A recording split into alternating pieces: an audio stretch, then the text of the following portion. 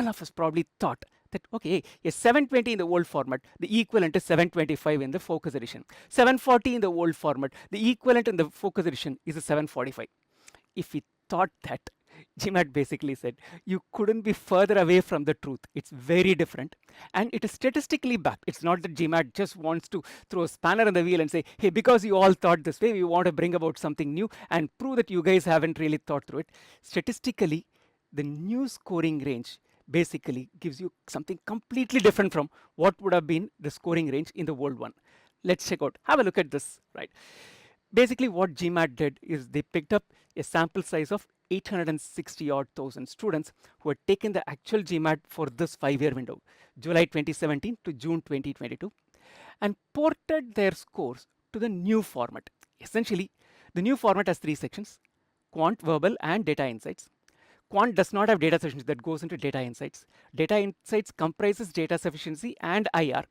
And the verbal section basically does not have sentence correction. So basically GMAT has granular data about every single question that the test takers have taken. They basically said if these test takers were administered the new format of the test for the questions remaining unchanged, what would have been their scores is what they did and calculated. This was not done with 100,000 or something. They've done it over a 5-year sample of real test takers for real scores that people have got, and it's a huge number, 860 odd thousand, right? Now look at it, what happens to the actual scores for the overall score range, right? Here is what we have. This is the GMAT Focus edition. You have to compare it using the percentile version, right? Don't look at just the number. Don't say 720 in the old, the new one at 725. Let's see how grossly incorrect we would be. Let's look at the percentile versions of it, right? Now we'll keep this Focus edition out. All of these are 800, 800, 800. The old version, 100 percentile. Nothing wrong, right? 800, less than 1% of the GMAT test takers score that, therefore 100 percentile is what it would basically translate to. Let's now port that score into the GMAT Focus edition. 100 percentile, till which point are you getting? It's not only for 805, it's not only for 795, all the way from 735 upward.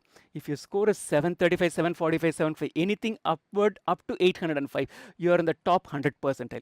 Essentially, the last 5 years, the people for whom they have ported the data, if they were asked to take the GMAT Focus edition, if the GMAT Focus edition is where their correct answers have been ported and scored, you'll find that less than 1% of the GMAT test takers managed a score which is 735 and above. Now, let's look at going further down, right? For example, a 90th percentile is a good score. Let's look at something like a 720, right? 90th percentile is a good score, but we'll go to 720 and check out what 720 translated in the earlier version. 720 is a good score, is what we have told any test taker, is likely to open doors to most business schools. You're not likely to be found wanting on GMAT Quant because 720 is a good score. 740 plus we say is a score which will get you scholarships in a few schools at least if you selected the schools right, right? That 720 is a 94th percentile. 6% of the GMAT test takers in the old edition managed a score which is 720 or higher. Now let's look at what the 94th percentile correspondingly here is. It's a 665. If you score a 665 in the new version of the GMAT, it is the equivalent of the 720 in the old version of the GMAT. When you keep the percentile basis in mind, you have to keep the percentile basis in mind because it's actually a relative grading finally what we are talking about. Right? So essentially, you can't say that, hey, the 725 in the old version is the same as 725 in the new version. No, 725 in the new version is 99th percentile. 720 in the old version is 94th percentile.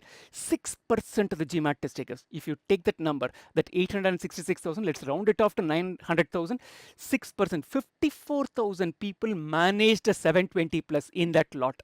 In that lot, if you looked at how many people managed a 725, just 1% of the test takers managed it, which is essentially talking about 9,000 people managed it. 1/6 of them got a score which is 725 and above, as the number of people who got 720 and above. So just adding a 5 more to your test score, saying that, hey, I had a 700 then, it is going to be the same as 705 right now, is absolute. You couldn't be more wrong than that, right? So keep this perspective in mind. So why is this right now this way? In the new format, integrated reasoning is a part of it. To start with, integrated reasoning is more difficult to score than the other two sections. Why is that? Simple. In verbal section, people who score well are people who probably are good at the language skills. People who are good at the math skills scored well in the quant. IR basically combines a little bit of data, little bit of numbers and a little bit of inferences that come basically from the way you interpret RCCR, right? So it looks at a combination of skills. So unless someone is good, relatively good, really good in both verbal and quant, their ability to score high in the IR is basically a little stunted. So scoring high in the IR section is difficult. That basically plays a role in saying that, see, if I have to get a high score, how many people have really got high scores in all three? That number is going to be lesser. Only in verbal, I could score very high. I might be average in quant and IR. I could have scored very well in quant and average in the other two. I could have scored very well in IR and not score in the other two is not too often, right? So that is one reason. One, IR is tough. It combines multiple skills. That's now a part of it, which makes fewer people who could have scored well in all three of that.